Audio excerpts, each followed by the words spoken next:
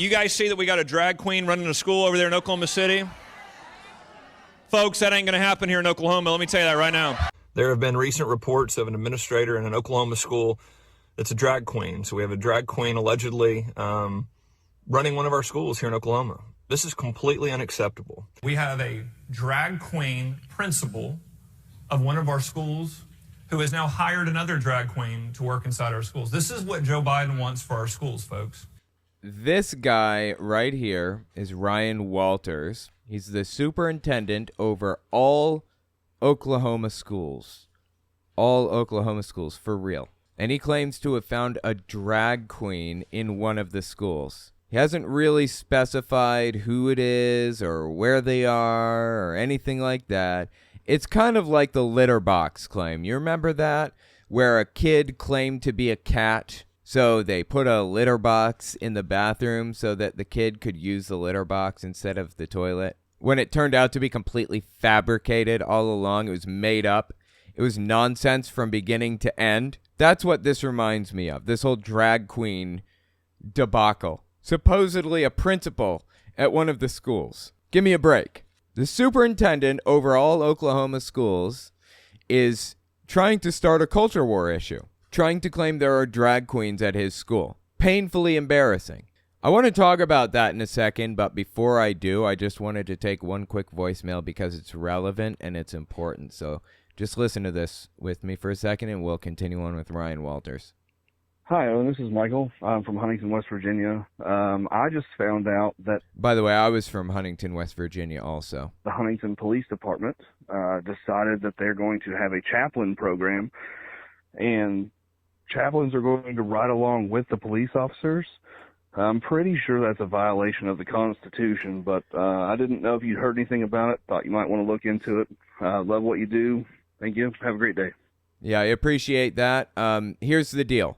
This is actually an extremely important issue to me and to my wife and to American atheists as an organization and others. Anybody is free to do a ride-along. It's perfectly okay. You don't have to have any special whatever. It doesn't matter. But if there's a systemic problem of this happening on a systemic level, then we've got a problem. So I'll tell you what, if you guys listening have any knowledge of or experience with chaplains being taken on ride-alongs by the police, go to my website, owenmorgan.com, and then hit the contact me button on the main menu there and send me a message about it. Tell me what's going on so that we can find out if this is systemic or not. We need to know. A single example doesn't mean it's systemic necessarily. I'm disappointed to hear that Huntington is doing that, but it does not surprise me in the least bit. If it's a systemic problem, we can attack it. Anyway, let's continue talking about Ryan Walters here. Quick interjection. I won't take long. I just wanted to tell you guys, YouTube's algorithm operates off of a few factors. Watch time, whether or not you subscribe, and whether or not you like something. So if you really want to help my channel, I would appreciate it if you guys watch the video to the end. If you don't watch it to the end, just watch a little bit longer than you would have otherwise. I would appreciate that very much. All right, let's get back to the video. So mid-September 2023, he goes out there on this tour that he's doing, a superintendent of a school district, really. He goes out there on a tour to talk about this alleged drag queen that he found secretly at one of these schools. First of all, I don't care what somebody does on their off time. They're free to be normal human beings to their heart's content. And second, he didn't find a drag queen, okay? It didn't happen. If a drag queen really is at the school, dressing in drag, and acting as principals, fulfilling their duties as principal, while dressing in drag and giving performances for the students simultaneously, that's a waste of school resources and time. They shouldn't be doing that. Keep your personal life at home and do your job as a principal. There's no issue with a drag queen being a drag queen outside school hours. You don't own that individual. They're not yours to keep and forced to do what you will with them. But listen to what he has to say here, mid-September 2023. I mean, it's a completely made-up claim anyways. I don't know why I'm even entertaining it, but okay. We have a drag queen principal of one of our schools who has now hired another drag queen to work inside our schools. This is they're multiplying like trebles or tribbles or whatever. Tribbles from the original Star Trek. You remember? Tribbles just kept multiplying. There were more and more and more and more. Drag queens are multiplying. what Joe Biden wants for our schools, folks. And Joe Biden wants this. Joe Biden wants drag queens running everything, apparently, in school. This is just ridiculous.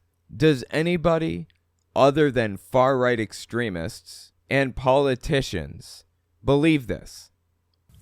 Well, I have demanded that that individual be fired. No drag queen should be running a school anywhere in this country, especially in Oklahoma. Look, I don't care what they do on their off time. They shouldn't be doing it on their paid time, I suppose you'd call it, because they have a job to do. They should be doing that job rather than doing whatever it is they do. But okay, whatever. I mean, he has the right to fire anybody that he wants. I seriously, deeply doubt that he found a drag queen. And on top of that, I doubt that he found a drag queen that hired a drag queen to do whatever it is the drag queens do, or whatever it is he imagines they do. People clapping for this. The Supreme Court has been wrong. There is no separation of church and state in the Constitution or Declaration of Independence. Oh, I guess he just forgot the first sentence of it, huh? Let's just look that puppy up, shall we? Why not? Amendment number 1. Congress shall make no law respecting an establishment of religion or prohibiting the free exercise thereof, or abridging the freedom of speech or the press or the blah, blah, blah. Huh, weird. Congress shall make no law respecting an establishment of religion, i.e., no religion will have any special privileges over any others. Now, if people in government act as act in their government roles to give Christianity a special edge that no other religion has, that is government establishing a religion effectively. So I know where he got this. This is from David Barton. It's completely false. It's a ridiculous talking point. All you have to do is literally just read the first sentence of the First Amendment. The Constitution or Declaration of Independence. It doesn't exist. Yes, it does. I just read it. So we will bring God back to schools and prayer back in schools in Oklahoma, and we will fight back against that radical myth. Great. Fantastic. You know what? Oklahoma, where he is a superintendent, has been consistently getting really bad test scores. They're like ranked 47th, 49th, somewhere in that vicinity in education, in childhood education, and quality of education. And he says we're going to bring those test scores up. And how's he going to do it? The schools and prayer back in schools in Oklahoma, and we will fight back against that radical myth. He's going to fight back against that radical myth and bring prayers and Bibles back to schools. Okay, I'll tell you what, when you find out that that failed, something that people found out 1,000 years ago, basing your education system on the Bible doesn't work, come back and we'll talk. This guy's a joke, dude. Let's watch each of these individual clips. Mid-September 2023. Folks, let me tell you, what you're seeing today is exactly what President Biden wants for our country. What are we seeing today? You guys see that we got a drag queen running a school over there in Oklahoma City? Again, with the drag queen stuff. No, I didn't.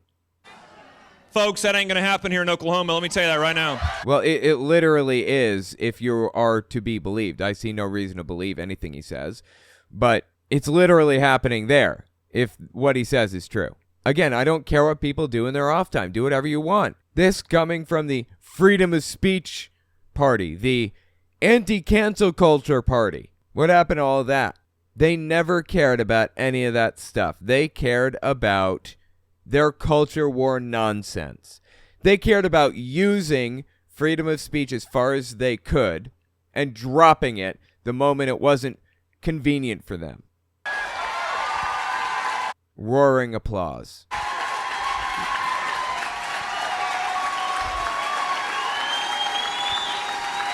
And he's smiling and laughing. Jesus, dude.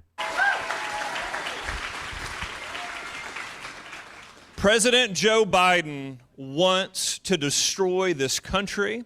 He wants... Like, what would the motive be on that? Why would he do that? Why would he have an interest in destroying the country? What? To destroy our schools. He wants to destroy your family. And he wants to destroy our Christian faith. What? He's a Christian. He's a Catholic. Why would he want to destroy any of that stuff? What? Is there any evidence at all? Let's be really clear. That is his end goal. Okay, well, I'm going to need a little evidence for that. Sorry. But let me tell you, not here in Oklahoma. It is absolutely not going to happen. Well, it's not happening anywhere. We are going to be the tip of the spear to tell Joe Biden this isn't communist China. Okay? This isn't California. This is Oklahoma. Wait, did people think that this was California or communist China? I'm lost. What is he talking about? Like, China isn't even fully communist anymore. It's more of like a state capitalism type of deal, right? Been a while since I looked into what China's up to, economically or whatever. But anything they don't like is communist, of course, so. California, this is Oklahoma. This is where woke goes to die, folks. Okay, I've heard that one before. Did he just steal Ron DeSantis' catchphrase? I think he stole that from Ron DeSantis. Insert a bunch of clips here of DeSantis saying that. This is embarrassing, man. And then there's this classic little ditty right here, early September 2023. Sitting in his car in a parking lot complaining about drag queens. There have been recent reports of an administrator in an Oklahoma school that's a principal, supposedly. Go on. It's a drag queen. So we have a drag queen allegedly. Allegedly, interesting word there. Running one of our schools here in Oklahoma. This is completely unacceptable. You know what's unacceptable? The fact that you're the superintendent over Oklahoma and you don't seem to know who this alleged drag queen principal is. He's very obviously just making it up right off the top of his head to use as a culture war issue. And it's truly deeply disgusting. We know that radical gender theory has been a direct assault on our kids. Wait. You're the superintendent. Don't you set, like, the curriculum? Don't you have influence over the curriculum? Can't you just look up the curriculum? Is there anything about, quote-unquote, radical gender theory in the curriculum in Oklahoma? He knows damn well there isn't. And we can't allow this in our schools. Our schools have to do a better job of ensuring their hiring process ensures that their personnel match Oklahoma values. Oklahoma doesn't have values. As a state, as an arm of the government, it is simply there to protect people's rights. That is Oklahoma as a state. That is its only goal. Protect people's rights. My right to swing my fist ends at the tip of your nose. I can swing my fist anywhere I want, except for right here on you. Because that wouldn't be me exercising my rights. That'd be me violating your rights. Oklahoma is only here to protect people's rights and nothing more. Oh, and by the way, people have the right to be drag queens on their off hours, FYI. No parent wants to send their kid to school knowing that they could be exposed to this radical gender theory. Okay, if there's radical gender theory in the curriculum, then change it. He knows there isn't. He's looking for some way to demonize people. You know what he's trying to do? He's aiming for a slot in the Senate, or maybe even run for president one of these days, or anchor on Fox News. That's what he's trying to do. Act like an extremist nutcase so that people will pay attention to him. In any capacity, this woke war on our kids has to stop. We will not allow it in Oklahoma. This is the liberal insanity that every parent wants out of the classroom. There is no liberal insanity. There's nothing happening. It's all completely made up. Does this guy know he's full of shit? Is he making this stuff up intentionally, or does he really believe this? I have to wonder. Let me know what you think about it in the comments. Sticky. Oh, and I'm proud of you. I lost a good friend to heroin, and it's amazing that you got through that kind of journey. Good job. You're amazing. Appreciate that. Yeah. It's an uphill battle, man. Heroin it'll do a number on you. A lot of the time when you go to like a high school you'll find that the high school uses scare tactics. Nancy Reagan started some of these programs.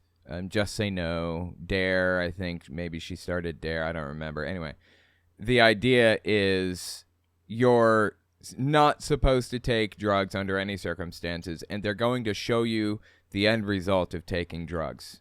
Fear tactics, right? Show the end result of a meth head. And it's ugly, it's bad, it's disturbing, that's true.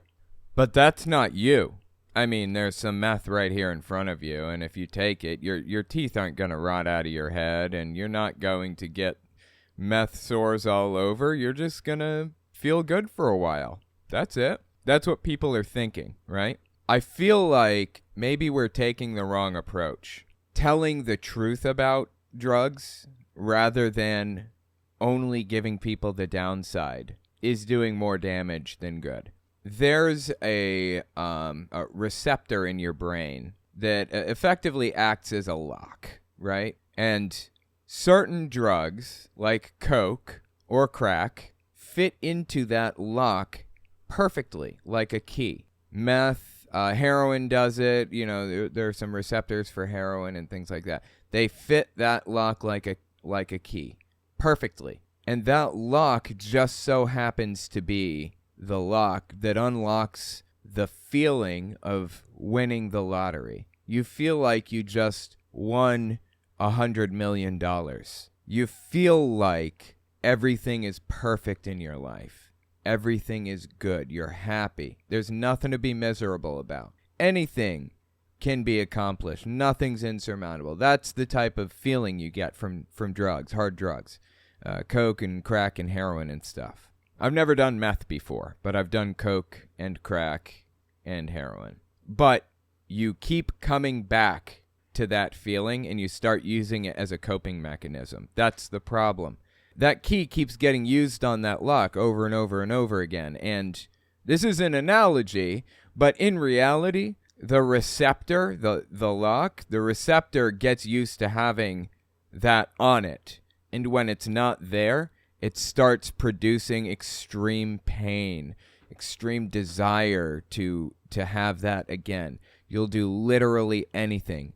I mean, literally anything to feel that contentment again.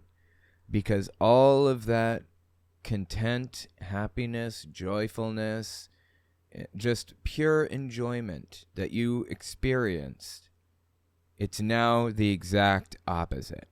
As enjoyable an experience as it was when you were high, you now feel a mirror image amount of pain and sadness and depression and difficulty. With heroin, it affects the whole body from the head to the toes. You can feel it wash over you, you know.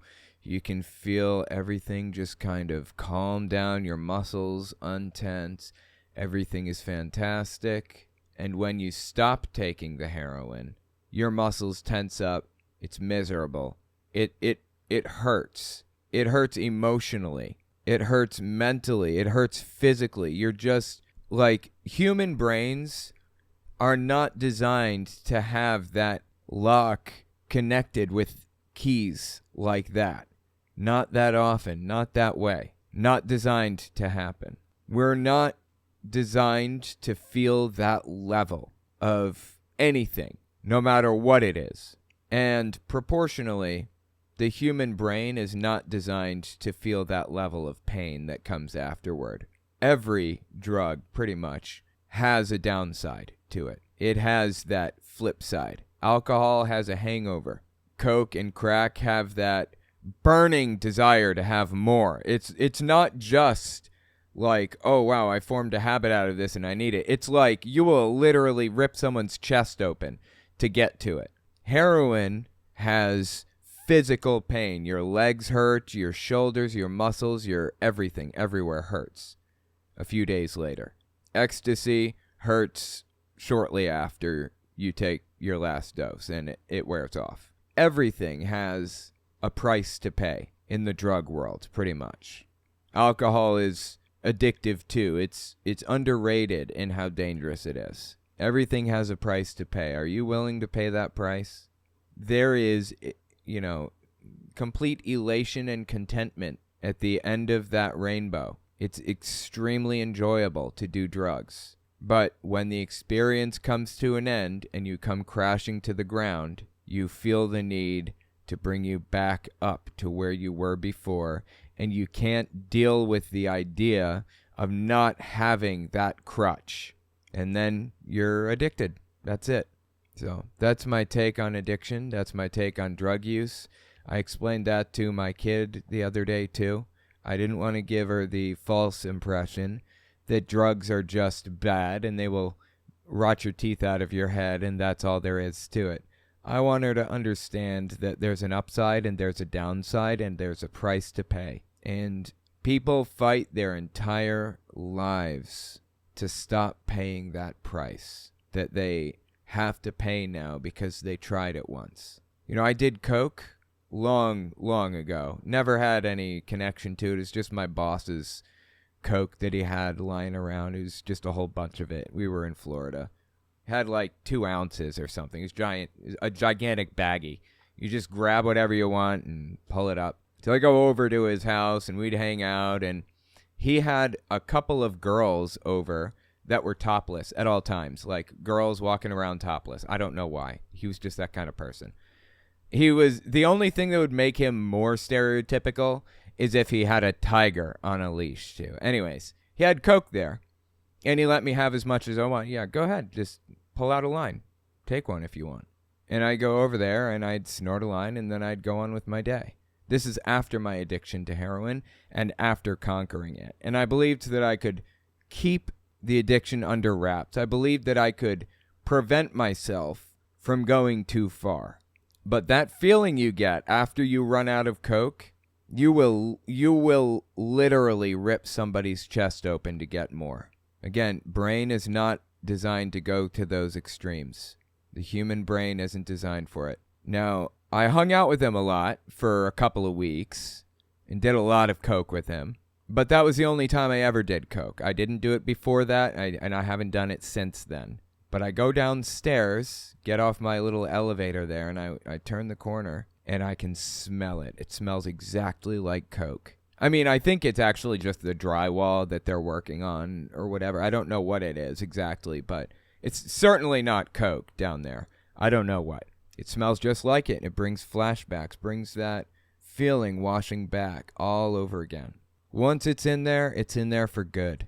Do you want to pay that price? Do you want to have that problem for the rest of your life? Do you want to think about that literally until the day you die? There's an upside, there's a downside to everything, but our brains aren't designed for those extremes. Don't do it. Even alcohol, especially alcohol, don't do it, please. You don't realize what you're signing up for. You're making a deal with the devil, for lack of a better term. As Pantera said in their song, Medicine Man, have you ever wondered what heaven's like?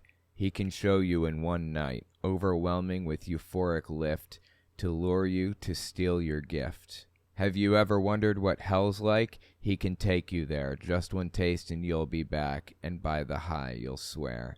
Intoxication seeping down to the bone, and there's no question to where you have to go. I'm telling you, man, getting into drugs is the biggest mistake that you will ever make if you go down that path. Please, I'm begging you, please don't.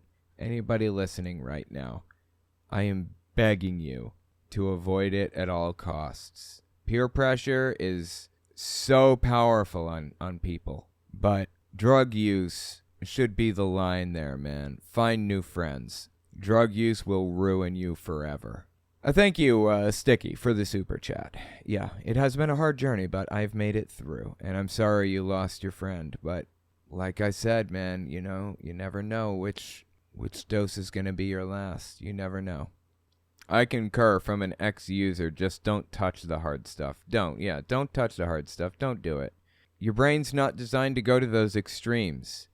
When you experience those extremes, you will, the extreme high and the extreme low, you will do some crazy shit to get that high back and to stop that low. Absolutely. That's where you find bank robberies taking place and murders and stuff. Seriously, don't get into it. Even if it's just a friend, even if it's just once, even if it's on the table in front of you. Especially then. Even once is a danger. Don't. I know that there is a culture in Japan of drinking to seal a contract or something like that, right? Isn't drinking like something that you do in a specific situation? I don't remember what it is, but yeah, that's got to be tough. I take naloxone, which is like a medicine that basically prevents me from... It prevents opioids from connecting to the opioid receptors in my brain. So if I took heroin right now, I wouldn't feel it. It wouldn't do anything to me. It'd be like I didn't take anything. Because the naloxone is so powerful, it attaches to the receptors and refuses to let anything else connect to them, basically. And an unintended side effect of that is that alcohol is affected as well. Alcohol just makes me sick. I don't like it. It's just gross. Used to like it back in the day when I was younger. Don't like it anymore. Drake Eldritch. Watch Tammy Faye movie. Seems like Jim Bakker started the prosperity gospel teaching, but must be older than that, right? Maybe just popularized it? Yeah, it is older than him. He did popularize it. He and Pat Robertson worked together closely, I believe, back in the 70s. But prosperity gospel, I did a lot of research on this when I was reading Kenneth Copeland's book on prosperity gospel, justifying it. It's existed since somewhere in the vicinity of the late 1800s. People have been talking about it. I think we even have a name for the guy who came up with it. Okay, this is just on the Wikipedia page. Again, I did a bunch of research on it. I'm just kind of using Wikipedia as like a framework or a guide, a reminder of what I learned when I was doing the research. It says here, according to historian Kate Bowler, the prosperity gospel was formed from the intersection of three different ideologies. Pentecostalism, which is a subset of Protestantism where, you know, they handle snakes and they fall out in the spirit and speak in tongues and all of the other stuff.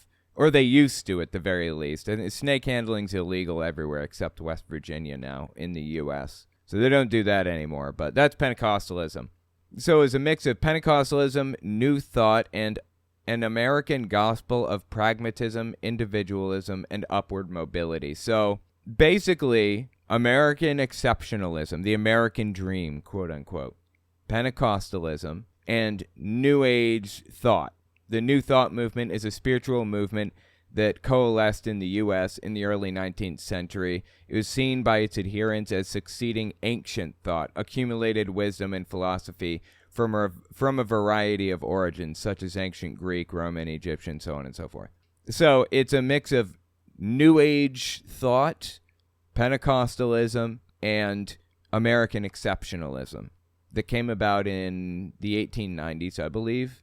Billy Graham is the younger one, and Franklin Graham's the younger one, Billy Graham's the old one, right? Yes, that's it.